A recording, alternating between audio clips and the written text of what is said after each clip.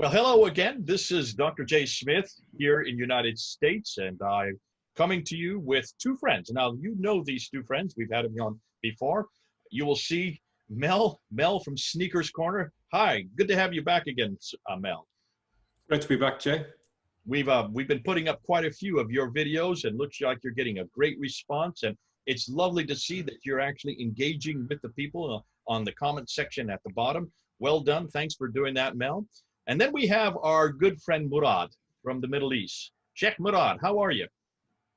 Hello, Dr. Smith. Thank you for having me once again.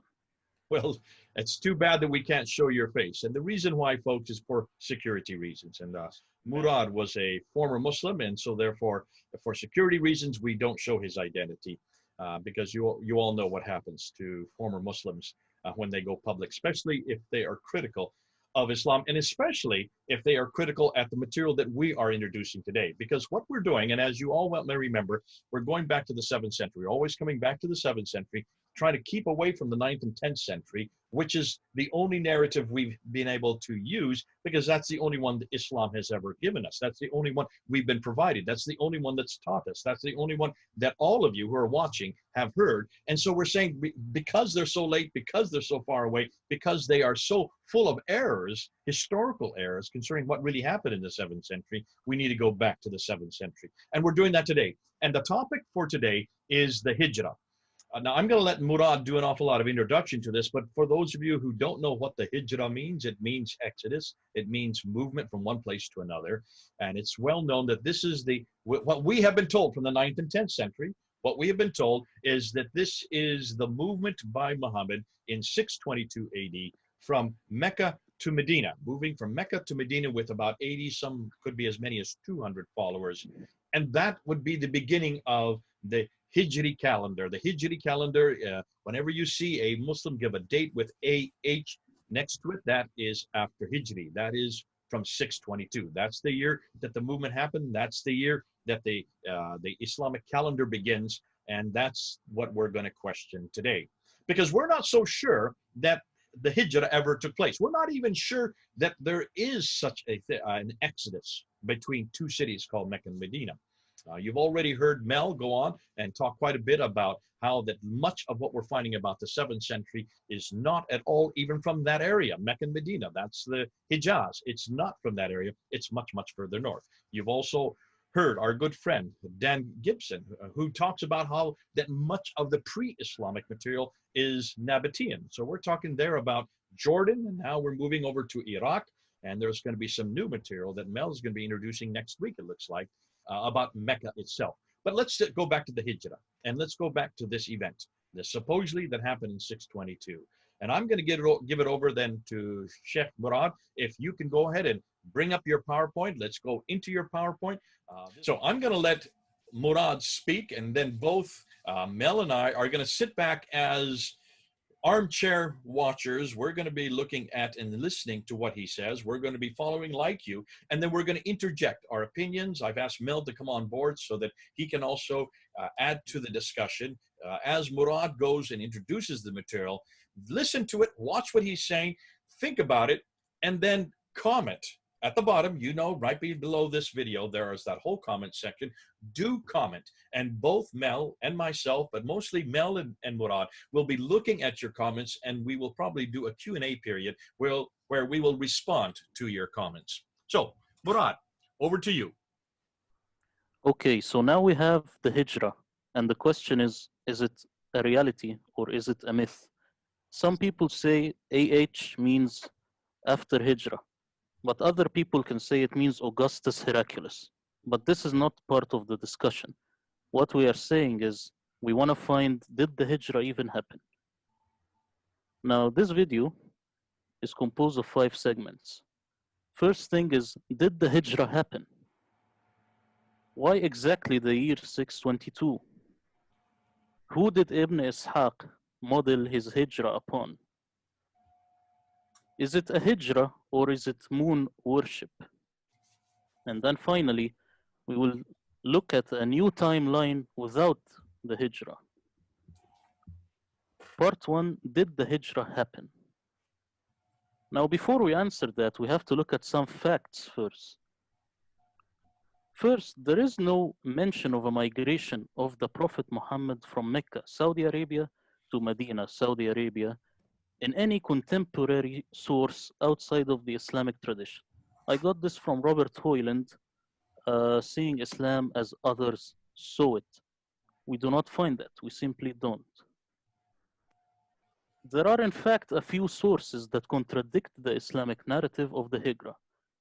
An example would be the Chronicle of Theophanies, which has Muhammad going from Medina, Saudi Arabia, all the way to Jerusalem and going up back and forth.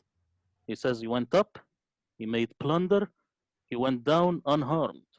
And this is a Byzantine source. It contradicts what we know. Now, the Quran doesn't mention the Prophet Can I just Muhammad's interrupt there real hijrah. quickly, Murad? Do you know the dates for Theophanies? It's 800s. It's 9th century. It's a little too late also. Okay, so this is actually before, however, Ibn Hisham, this would be before the Hadith and the Sirah. Exactly. Compared to the Islamic narrative, he is a little older.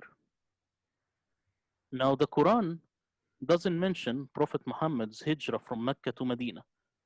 Only the commentaries do, and the exegesis. They are the ones who do this. But if you read the Quran, you just read it, you will not get this idea at all. Now, the Islamic tradition does not give enough details on the hijrah.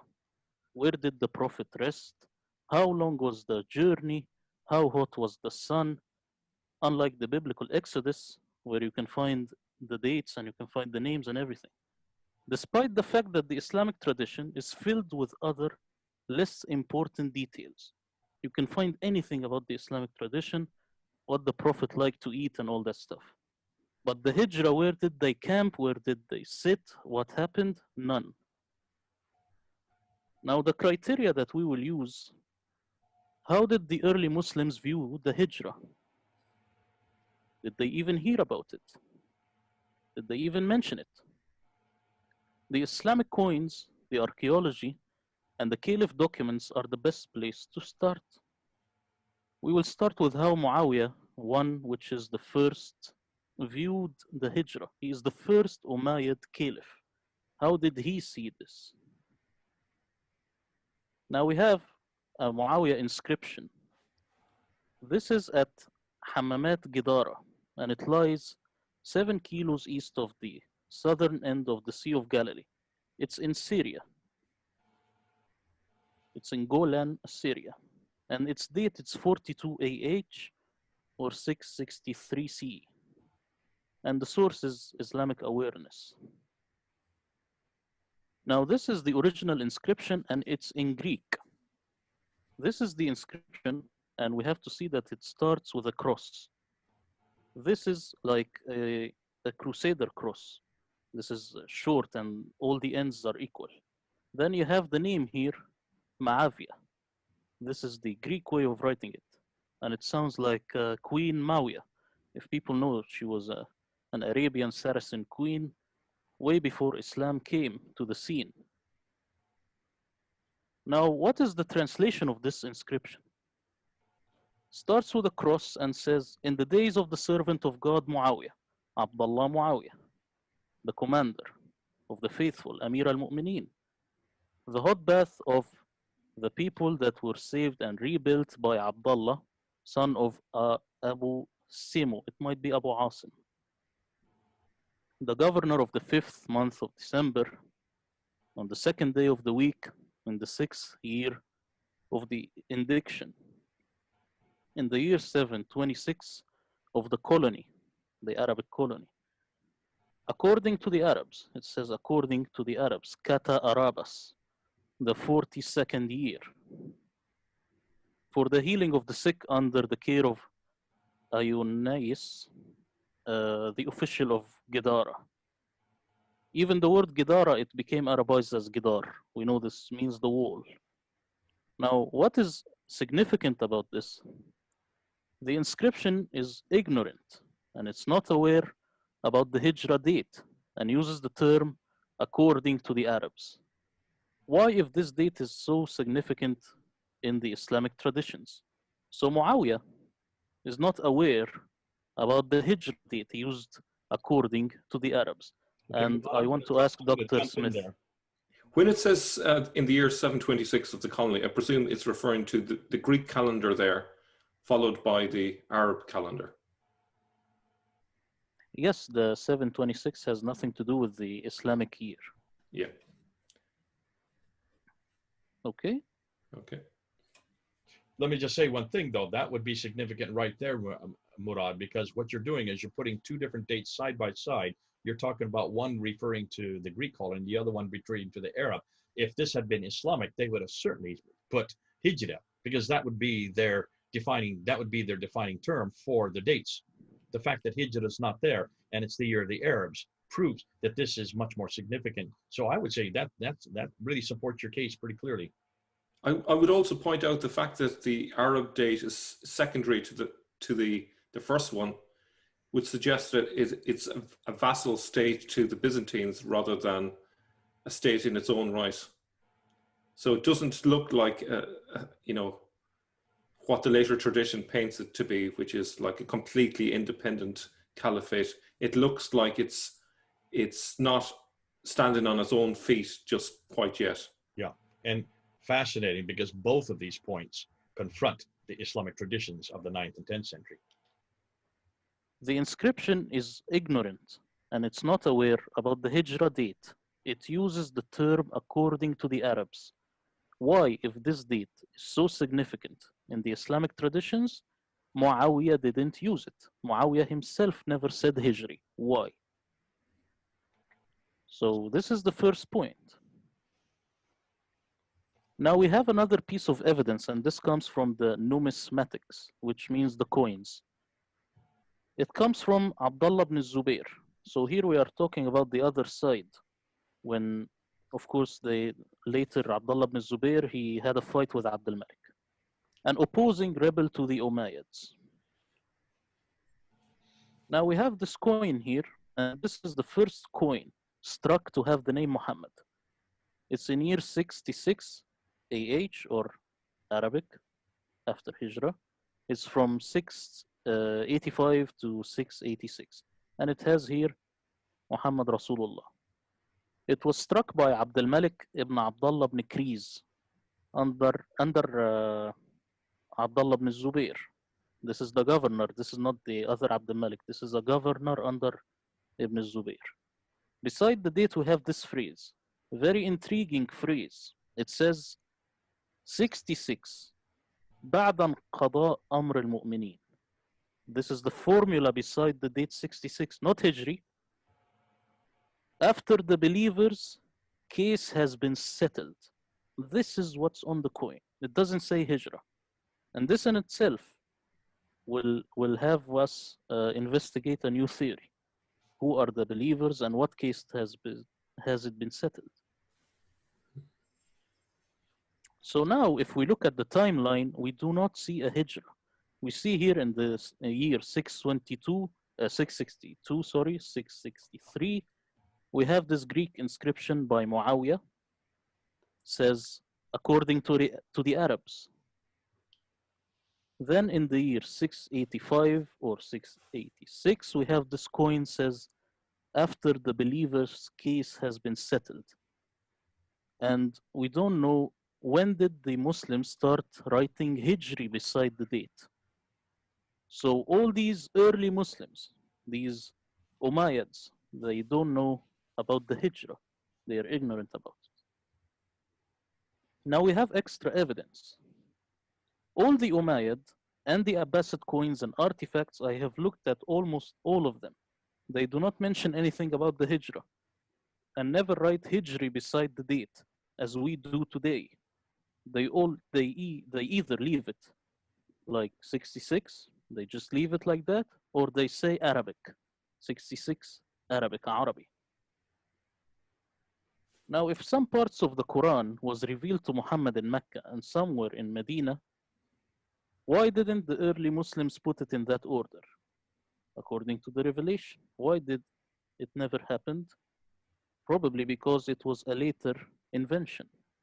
That's why we have the Quran in this order. And I will get back to you, Dr. Smith and Mel. I Well, want to know what you're what you saying think. here is like we have BC and AD, before Christ, and Adodamno, after Christ. Why don't they have before Medina, after Mecca, Medina, or before Hijra or after Hijra? Since these are since the two parts of the Quran, one, the second part of the Quran is from 610 to 622. That would be before Hijra. The first part of the Quran, which is about the first 20 chapters, would be after Hijra, AH. That's what you're referring to there. No, I want to say that we have the Quran in the wrong order. Why doesn't the Quran starts with Iqra? Why didn't the early Muslim community put it in that order? I think the only reason is because the concept of the Hijrah is a later invention. And it was way too late for them to reorder the surahs because the people got used to that. You see? Okay. I mean, I can know the comeback on that. Muslims will say, listen, everybody knows that it's not to do with after or before Hijrah. It's all to do with length of surahs. So the largest ones are first, the smallest ones are second, outside of the first one, the Fatiha. All of them go by size, not by date. Well, I can come back on that because when I tried to look at this, I saw that it's not um, the first one is not the largest. You can find that there are other ones larger than the ones before.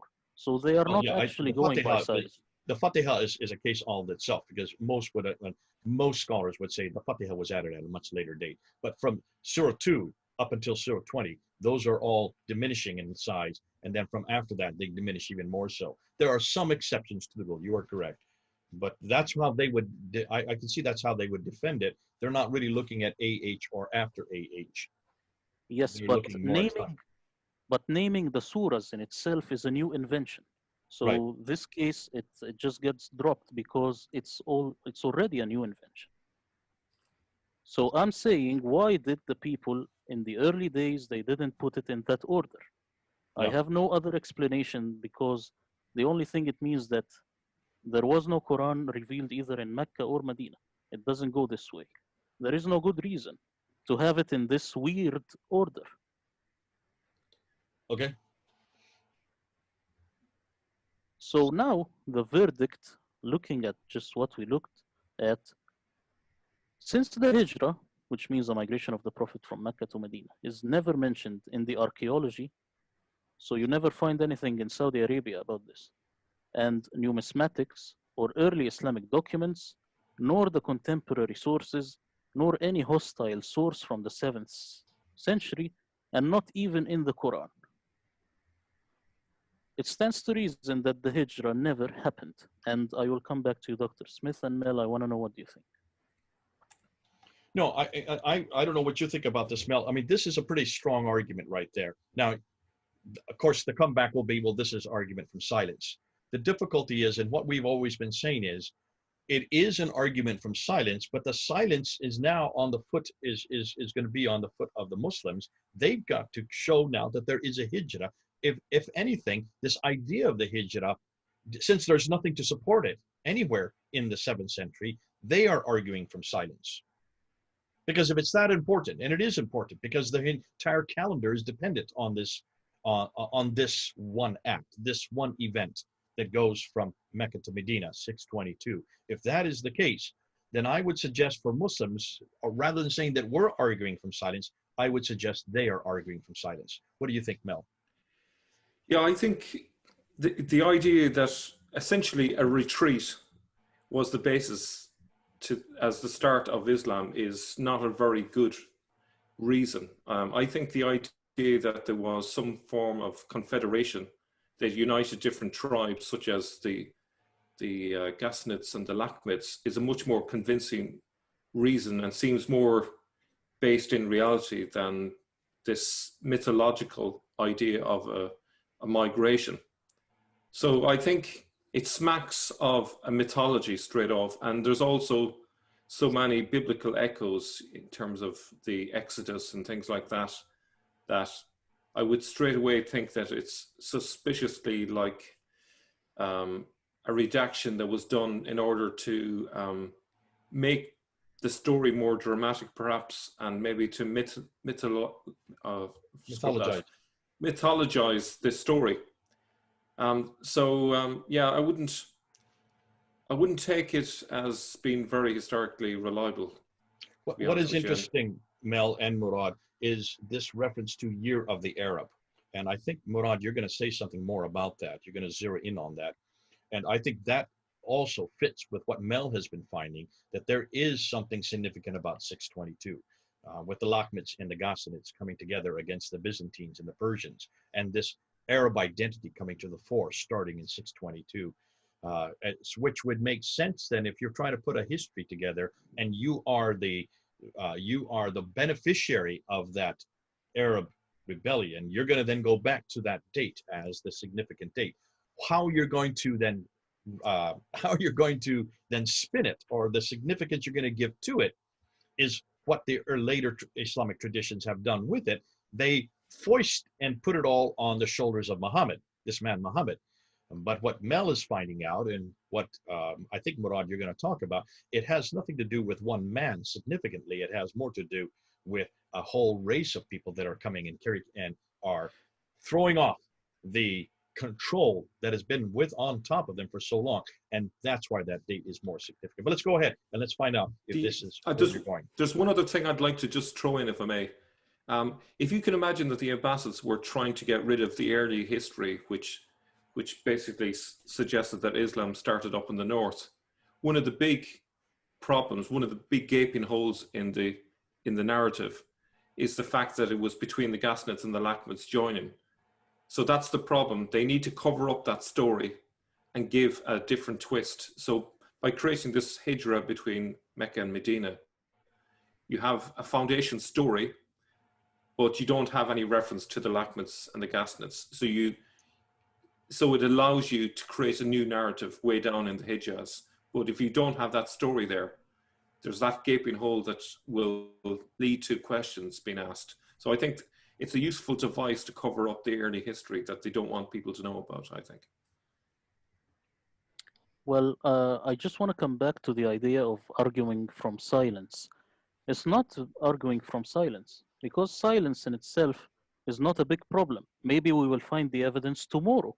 The problem is we have a few contradicting sources, like that of Theophanes, putting Muhammad from Yathrib, Saudi Arabia, all the way to Jerusalem. So this is a big problem. This is not just arguing from silence. Now, no, in fact, we have the evidence. It's the Islamic traditions that don't have the evidence anymore. And so it's completely switched the argument from silence away from us and back onto Islam. Exactly. Now, the year 622, why is it significant? And I just put here Heraclius so that people are ready to see the role of Heraclius, the Byzantine emperor who was alive during the time of Prophet Muhammad.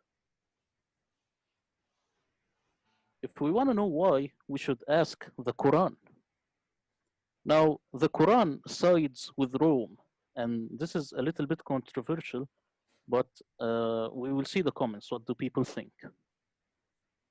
This verse is from Surah 30, and its verses from 2 to 6. It says, the Romans have been defeated in the nearest land, but they, after their defeat, will overcome within a few years. Of course, people say this is from 3 to 9, but this is a fraud. They do this so that they tailor it. It's just bid'a in Arabic. It means a few years. To Allah belongs the command before and after. And that day, the believers will rejoice by the victory of Allah. He gives victory to whom He wills, and He is the exalted in might, the merciful. It is the promise of Allah. Allah does not fail in His promise, but most of the people do not know. It's important to exegete Surah 30. It is one of the things that most people don't look at it closely. The Quran says the Romans had been defeated in the nearest land. True. This is called the Sasanian conquest of Jerusalem. The Sasanian Empire, which is Persia, conquered Jerusalem after a brief siege in 614 during the Byzantine Sasanian War of 602-628. These wars are very critical. People should know about them. Now, the Quran says, but they, after their defeat, will overcome within a few years. Yes, this is known as Heraclius campaign of 622. This is if people want to Google this. The Heraclius campaign of 622 AD, erroneously also known as the Battle of Issus, was a major campaign in the Byzantine Sasanian War of 602-628 by Emperor Heraclius that culminated in a crushing Byzantine victory in Anatolia. So the Quran is accurate here because it's written after the fact. Now we have the Battle of Nainawa or Nineveh. It's in 627. This was the climax. It was the last battle between the Byzantine and Sasanians. The Byzantine victory later resulted in a civil war in Persia, and for a period of time restored the Eastern Roman Empire to its ancient boundaries in the Middle East. The Sasanian civil war significantly weakened the Sasanian Empire. Actually, the Sasanian Empire went into civil war, and new research is suggesting not that it was civil war, but it was Sasanian against the old Parthian dynasty, the old Parthians. And this is another research. This led to the Islamic conquest of Persia later. Now, under the peace treaty, the Byzantines regained all their lost territories, their captured soldiers, a war indemnity, and of great spiritual significance, the true cross. Heraclius got back to Jerusalem the true cross that the Persians stole. It was lost after Jerusalem was in the Sasanian hands. This was the last conflict between Rome and Persia. This is a fresco in the Middle Ages depicting the Battle of Nainawa. Now, coming back to the Quran, it says, to Allah belongs the command, before and after. And that day, the believers will rejoice by the victory of Allah. Why will the believers rejoice? Why are the believers happy about Byzantium winning against Persia? Now, if we remember the first coin with the name Muhammad, it had this formula. After the believer's case has been settled, now it makes sense. The believer's case has been settled after Heraclius crushed the Sasanian Empire and gave the Arab Christians their independent state. These were the Ghassanids and Lakhmids. This is the coin, of course. For more on the significance of the year 622 and what actually happened, this is the best book to start. It's The Hidden Origins of Islam, and it's the part by Volker Popp, the famous German numismatic. And these pages from 17 to 39, and now I want to know your opinion. I think it's an excellent explanation for what happened. I wasn't aware of some of those details, so that, it's really good. I think it makes good sense in light of the surah.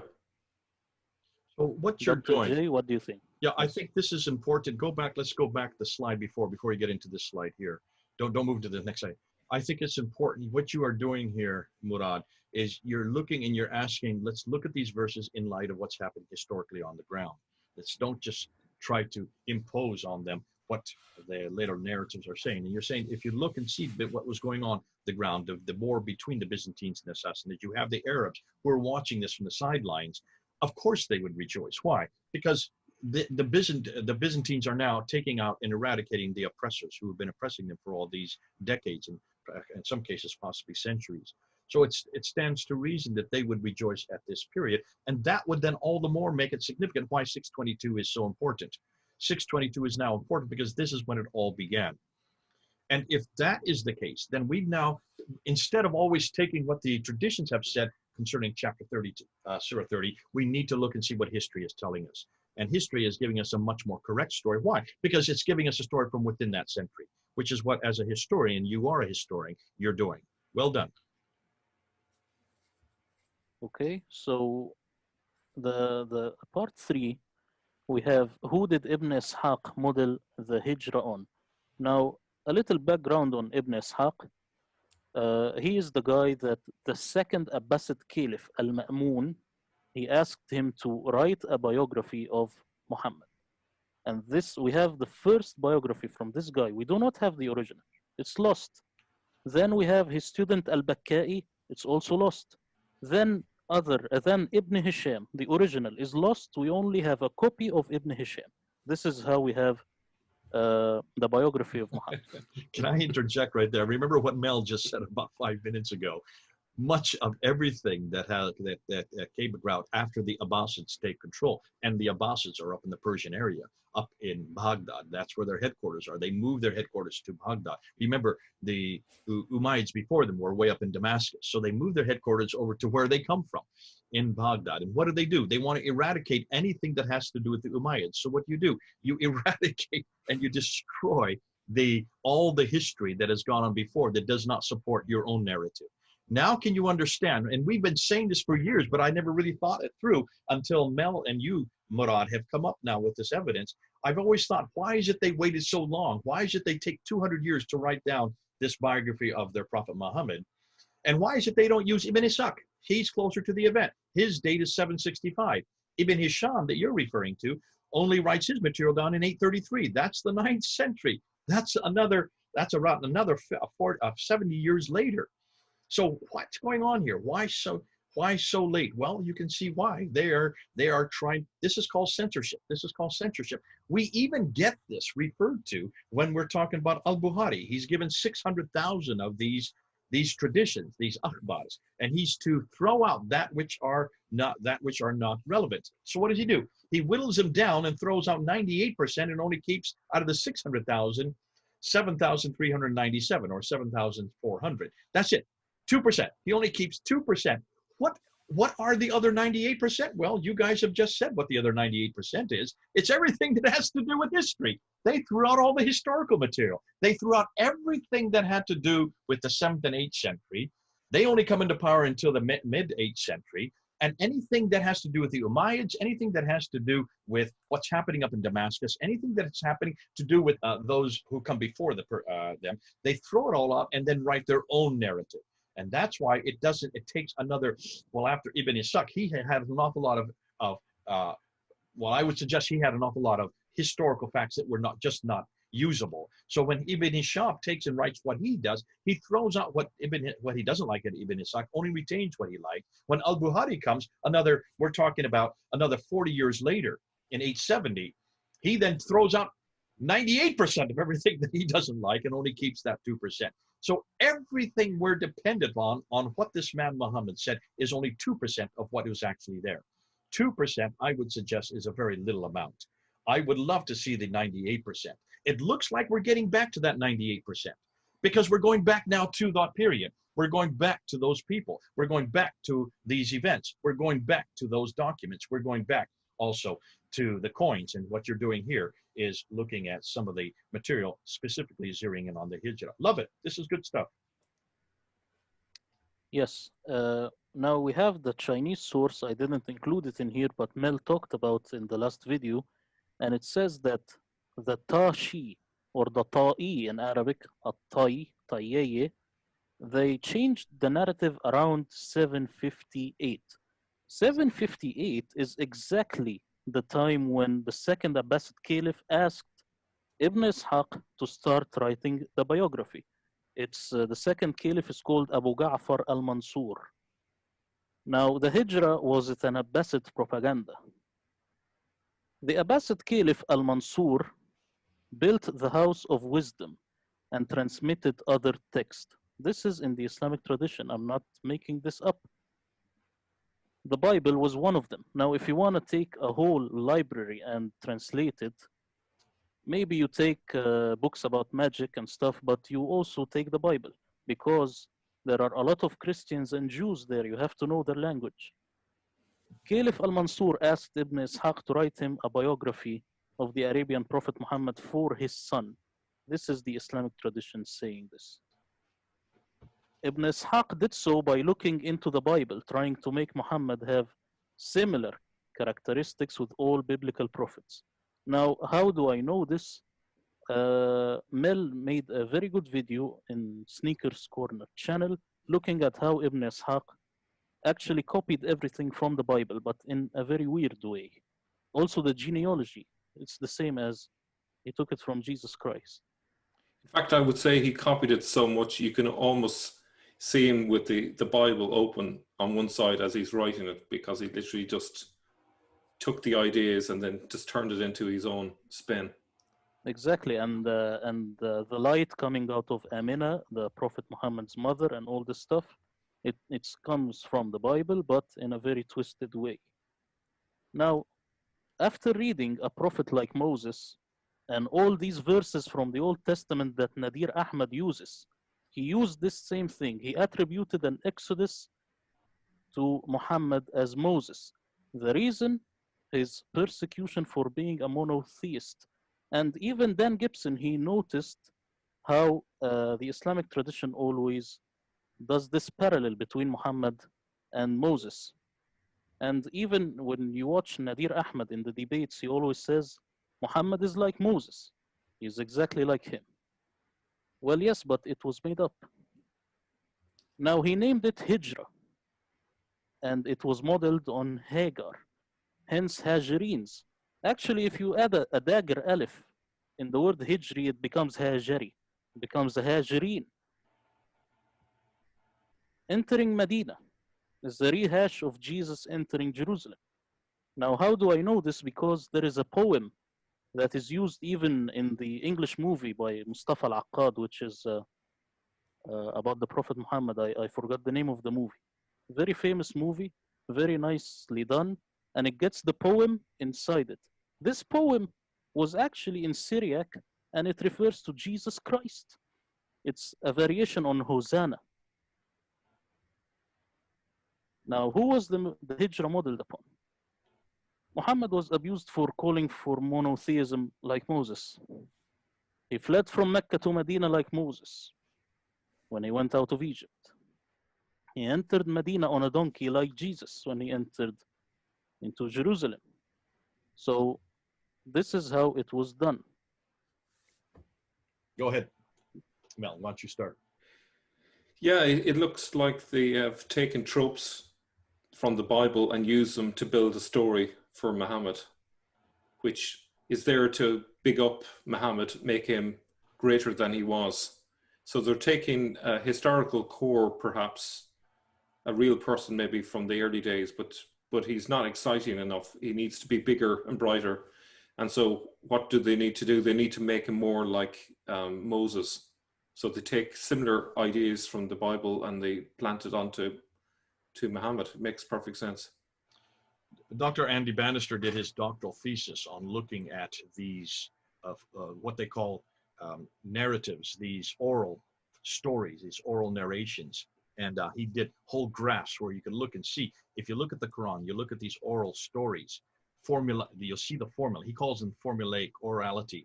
And when you look at the formulas, they all are pretty much the same formula all the way through. Story after story has exactly the same theme. If you're copying from the biblical material, as Ibn Ishaq is doing, then what you're doing is you're taking these formulas and you're referring to the original one. You just add a little bit here or add a little bit there, but they all have the same, they all have the same pattern. And what's fascinating, this one now fits if they have the Bible in front of them, as you're saying, Mel, and they keep the Bible in front of them, then you can see that not only the story of Muhammad, but almost all the stories of all the prophets follow the same formula, follow the same narration. It fits to the pattern. This we've already seen. You're just now supporting what we've already known. Yes. So now for part 4, we want to know, is this a hijra or is it a moon worship? Now the Hijri calendar is simply a lunar calendar. The Quran commands its readers to fast Ramadan when they see the crescent moon. Now the word shahr in Arabic, it means month. But in Aramaic, it simply means crescent moon. And there are very few, rare English translations which has this word as crescent moon. Muslims today cite the moon to start the Ramadan fast. The crescent moon is a symbol over all mosques today.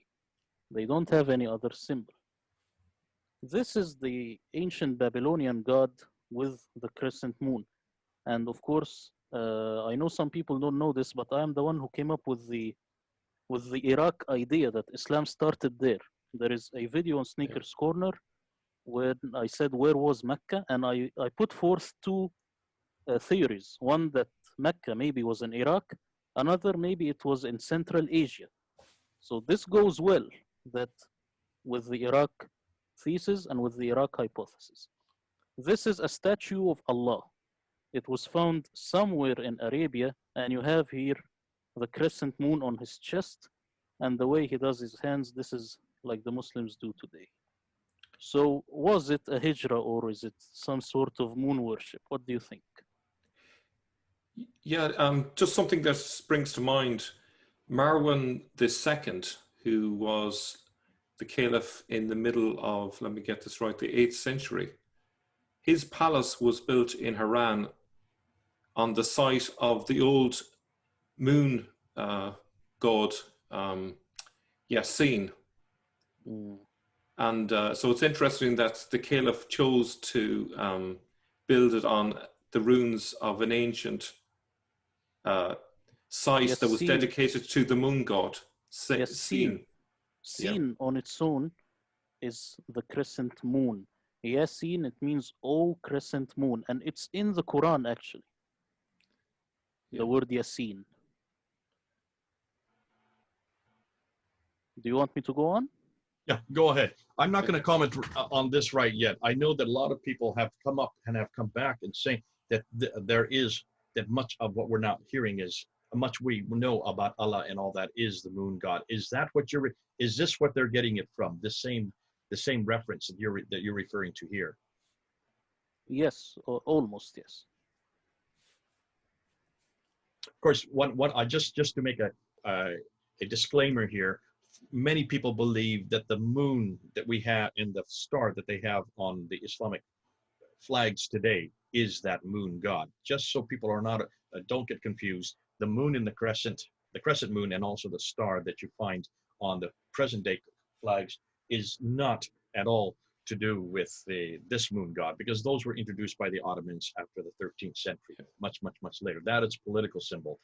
So just so you don't have that confusion. Some people have said yes, but on the coins, and we've looked at the coins where you have the crescent and the star on the coins, that is also a Sassanian symbol. That was a pre-Islamic symbol that existed in the coins all the way up from the 2nd century AD up until the time of Muawiyah, because he has it on his coins as well to begin with, there in 661 up until 680. Yes, exactly. Now, can we have a new timeline without a hijra? We have seen now that the hijra doesn't appear in any literature, and it maybe never happened. Now this is the old timeline again. We only have Muawiyah saying according to the Arabs, and his inscription is in Greek. So the first Umayyad Caliph doesn't know the hijra. Then we have the first coin with Muhammad, and it's all the way in Iran, and it says after the believer's case has been settled. Again, no hijra. And we don't know when did the Muslims use hijra. Now let's revise this. Let's make a new timeline with the new data, and let's see what will come up.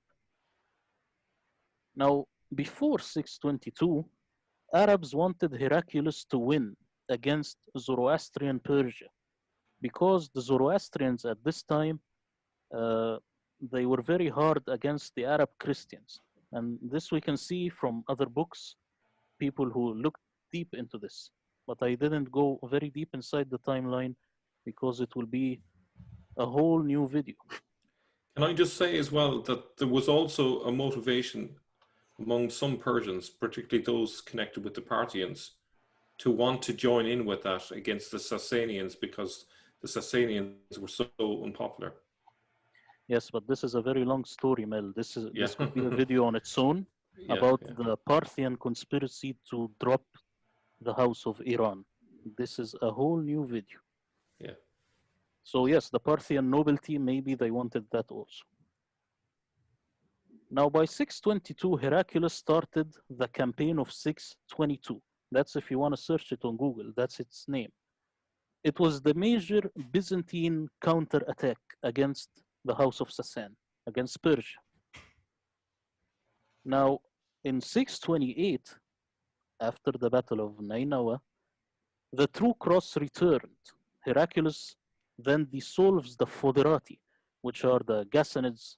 It was the state that he used to pay for them so that they keep everything in place. Heraclius, when he returned the true cross, he went to Jerusalem, he took off his shoes and went barefoot and then returned the true cross, and he saw himself something like a savior or something. Now, it's very interesting that the Islamic tradition says that Prophet Muhammad sent Heraclius the letter right after he got to Jerusalem and got back the true cross. But we will see what actually happened. We have the migration from Arabia and Iraq into Damascus. That's what started happening. Not a single person, not Muhammad moving. They were the Arabs moving from Arabia, and by Arabia, actually, I mean Arabia as Rome saw it. It was a small part. It had nothing to do with the Hijaz. Arabia means modern Jordan and a place in Syria, a desert in Syria, and it's the place where the ISIS keeps staying at. I don't know how they like this place. Maybe yes. Next to Raqqa, Yes, Raqqa.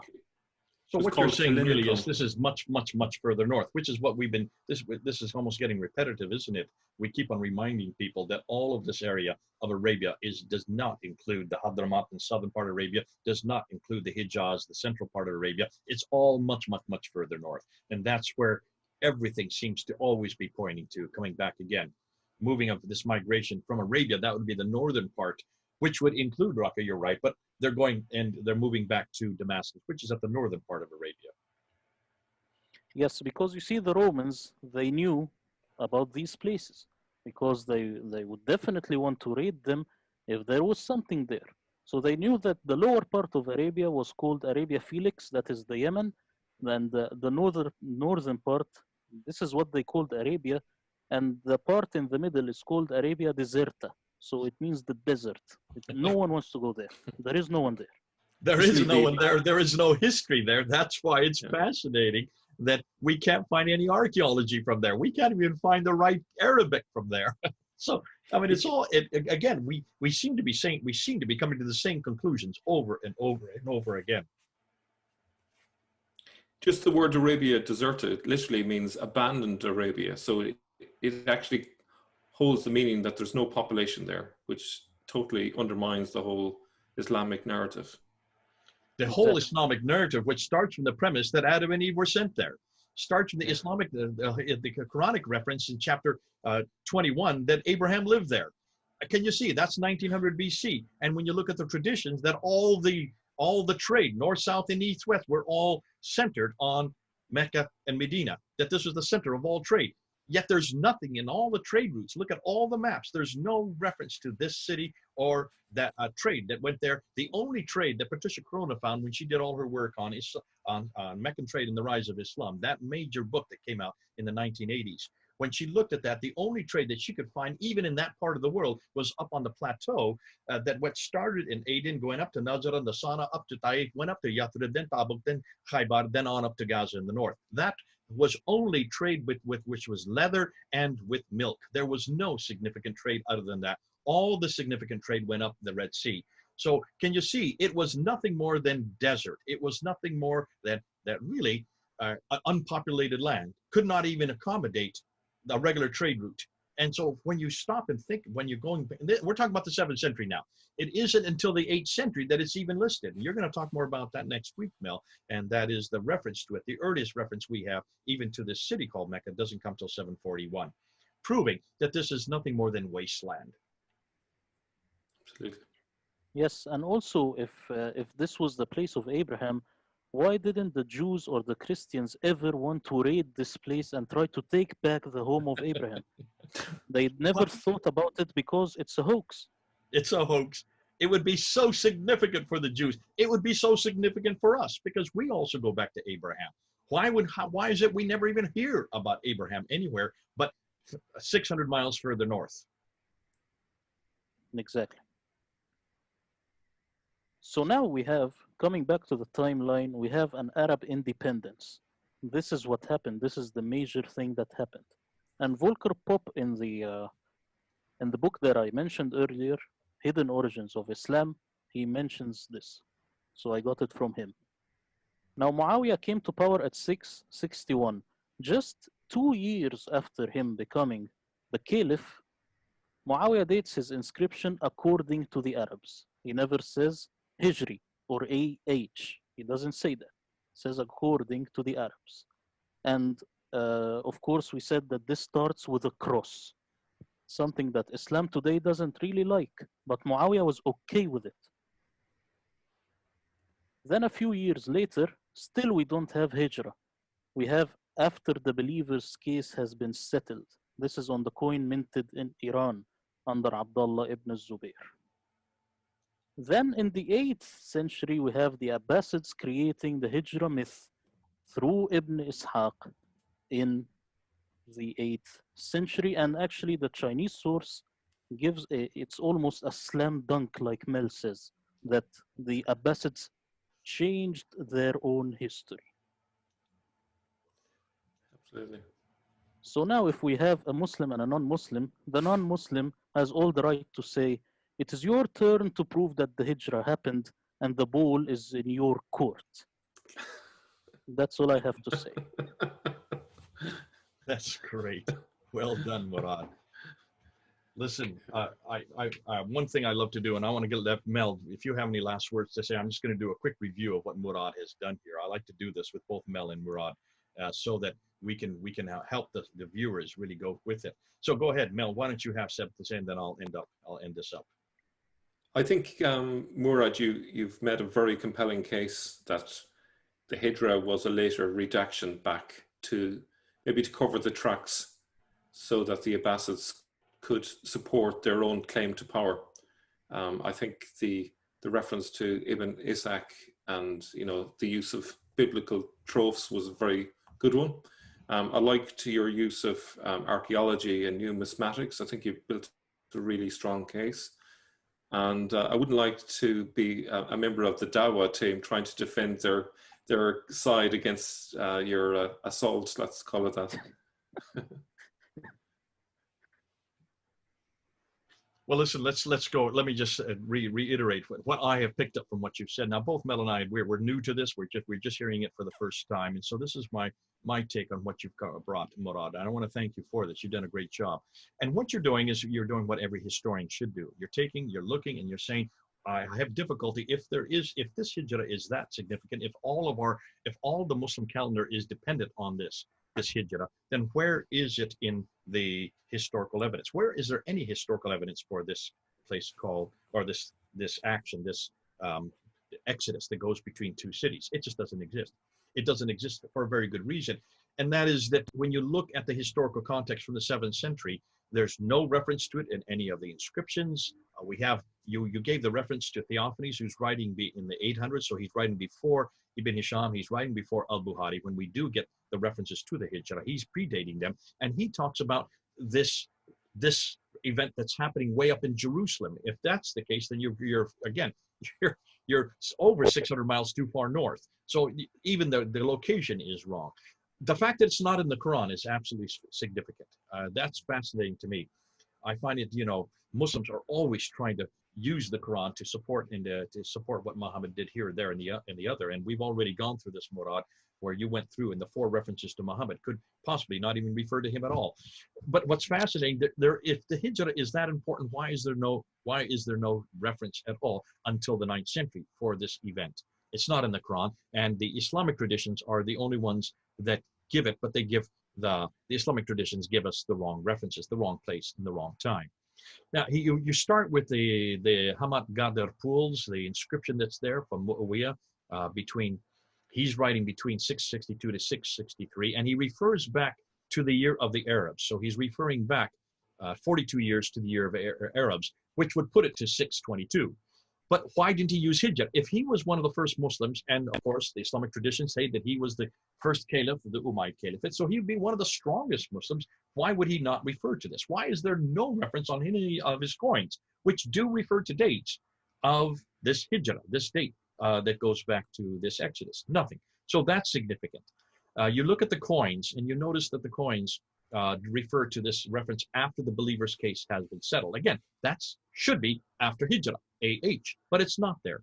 There is no reference on any coins, and you've looked at all the coins. Bless you for doing that. There's no reference, any coins, for this reference to Hijra. And then you zero in on 622 itself, and you say, well, what can we do with the Quran? Let's look at the Quran, and you go to chapter 30, verse 2 to 6, where it talks about this battle between the Heraclius, or the Byzantines. We now know it. We know it's Heraclius because we know the date, and the Persians. And the fact that the Byzantines defeat the Persians in a few years. And you say, take a look and see when this happens. Well, take a look in the history. We need to look at the historical book, and the history tells us that it happens around 622 or in that period. And it's fascinating because when you can see how the Arabs at that time rejoice for the fact that the Byzantines destroyed the Persians. Why? Because they wanted to get this yoke of the Persians off their shoulders. Why is it that this is not referred to in the Quran? Because of the fact the Quran doesn't really understand this, but history understands it. If you look at the Quran through a historical framework and not the traditions, or not the tafsir that doesn't even come till the 10th century. Remember, the first tafsir that is written by Al-Tabari is 923. That's the 10th century. That's 300 years too late. Let's go back, and as you've done, Murad, let's see what was happening with Heraclius. Let's even give him a name, and let's see what the significance that is to the Christian Arabs. These are Christian Arabs. Why? Well, remember the inscription you just put up there. There's a cross on it. There's a Byzantine cross on it, proving that these are Christian. Sorry, a cross showing that these are Christians. And then you go to the biography of Muhammad himself. Can I just, I'm sorry, I just want to add something, but because some people can come to this. They say that the Byzantines had been defeated, then they will triumph. Islam critiqued. He said that there is another reading which will put it in reverse. So the Byzantines were victorious, then they will be defeated. But I want to say that in the Arabic, it doesn't work well, this reading. So I side with the Hafs, because in Arabic you cannot say what the Warsh is saying. It's not correct. So I side with the Hafs on this one. Huff's got it correct. Okay, good family. Yes. Thanks for doing that. You move on to the biography itself, and you talk about Ibn Ishaq, who is the initial biographer. And you say very clearly, and this is true, that we don't have anything from Ibn Ishaq. That's true. And we have to point out, why is it we don't have anything from Ibn Ishaq? Why was that not retained? Well, then that's the million-dollar question. That's the elephant in the room from all these discussions. Why was nothing retained from that time period? And Mel brings a very good point here. And he says the reason it's not retained is because it's the wrong material. It's got the wrong narrative. It's the narrative of the Umayyads. And remember, the Umayyads are now defeated. The Umayyads headquartered way up in Damascus, and the Abbasids headquartered over in Baghdad. They did not like each other. And when the Abbasids finally come to power in about 749, 750, what do? They censor, they eradicate, they throw out anything that has to do with that which has come earlier. That's what you always do. This is normal. You always eradicate that which you then suppress and you supplant. And in this case, they have done that. They have eradicated. So by the time Ibn Hisham takes what Ibn Ishaq has written, he takes and leaves, throws out what he doesn't like and only retains what he likes. And what does he retain? Well, he retains all these stories of biblical prophets. But take a look at those biblical prophets, and you will see that Muhammad's story follows that biblical prophet. Am I getting this correct? It looks like that Muhammad has many of much the same narrative, much like you find with Moses, and especially with Moses, because Moses has a hijrah. That means he has an exodus, taking the people out from Egypt back to out of captivity. So therefore, Muhammad has a hijrah, taking the people out of, in this case, coming from one city to the other. That's where the narratives of the Islamic traditions then make that and see the significance in that. So when you look at that, you will see over and over again that there is one, you might say one aspect of the Bible to the other. Also that he not only that he was abused for his monotheism, but also that he even came into Medina on a donkey, like Jesus coming into Jerusalem on a donkey. So these are three things that you just brought up. You could probably get an awful lot more. And that's what you would do when you were trying to model your prophet onto the earlier prophets, or in this case, because of the Byzantine power that's just up north, the greatest power of its day at that time, your biggest competitor. What do? You try to model your prophet on many of the things that their God, in other words, Jesus Christ, did. And then you go to the name itself, HIJRA, which you think comes from the word Hagar or the Hagarenes. I think that some people will probably dispute with that. Let's see what the comeback is on that. And then you ask whether or not the HIJRA, or is it the HIJRA, or is it a moon worship? And you use the word Shahar, the word for month in Arabic, but it's in Aramaic, it is the crescent moon. Whether or not that is really what we're coming up with. Now, what I think is terrific in all of what you've done here, Murad, you're asking the questions that you need to ask. You're asking the historical questions from the time period that these events take place. And then you're saying, is there an agenda that's coming on later to try to take all this and try to make sense of it? And Mel, maybe you can come back on this. If this is a working through of eradicating that which did happen, so you have your own story of your own prophet, modeled on many of the biblical prophets, but then you have to have the story of this movement from one, in this case, from one place to another. Looking at Moses, would that be the jump off point? Why do they even need to have a hijrah? This is a question I would bring up. Why do you even need to have this? Unless, of course, you've got to maintain that date. You've got to maintain that date. You've got to give significance to that date. I would say my view is that the name Muhammad itself is a title that has messianic connotations. So they are viewing him as a sort of a messiah figure. So in order to build a messiah biography, they need to draw from the Old Testament. They need to give it some depth. And so the easiest one to do would be to draw from Moses.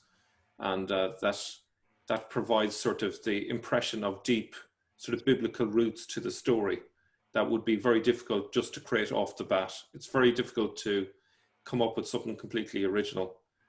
So there's an awful lot of borrowings that have gone on, and they're probably depending on people not being aware of the biblical stories as well, particularly when at a later stage they're kind of panning the Bible essentially and saying, well, you know, this comes obviously much later, but the suggestion that the Bible is corrupted and now the Quran is the perfect word of Allah makes it much easier to push this later narrative, because the Muslims are not aware of the earlier stories. They're not aware that so many of the stories are allusions to, for example, Syriac stories and other things like that. So it's all part of a kind of a scheme, if you like, to hide the earlier history in order to push the later narrative.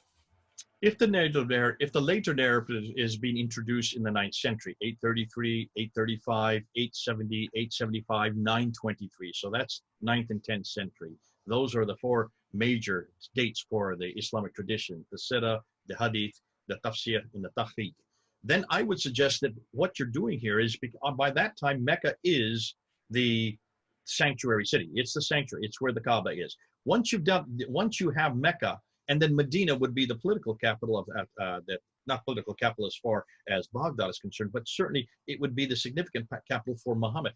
Once you're pushing Muhammad as this character that's going to supplant the person of Jesus Christ in Christianity, then you've got to give him a history. You've got to place him down there. So if you're going to place him down there and you already have the date 622, significant for your history, and everybody knows about it, and you've been using it because that's where the Arabs finally come into their own.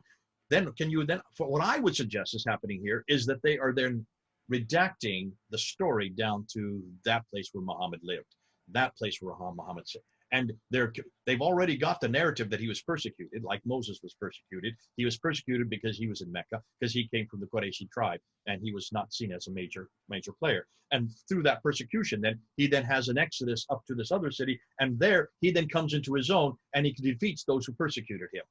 Then he starts the calendar. Now you have a narrative that now fits what you're trying to introduce. And by doing that, you're taking that which already existed, the 622 date, and the fact that the Arabs have created their identity at that time, and you're putting it to the man in his own place. what you then do, you eradicate and destroy everything that would go against that. And that's why you have, when you have al-Bukhari taking 600,000 down to 7,400, throwing out 98%. That's the 98% that was probably the historical material that should have been retained. And this has been done right through history. We're doing it even today as we speak.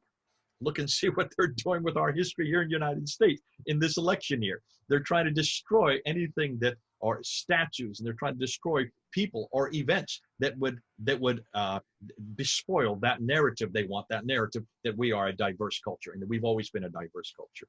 So if that's happening in 2020, and we're seeing it happening within a period of 1 year, or in this case, in a period of 2 months, can you imagine this would have been happening also during the time of between the Umayyad and the Abbasid period, and then of course later on when the traditions are finally written. Great stuff. Love this. Murad, do you want to have any last say?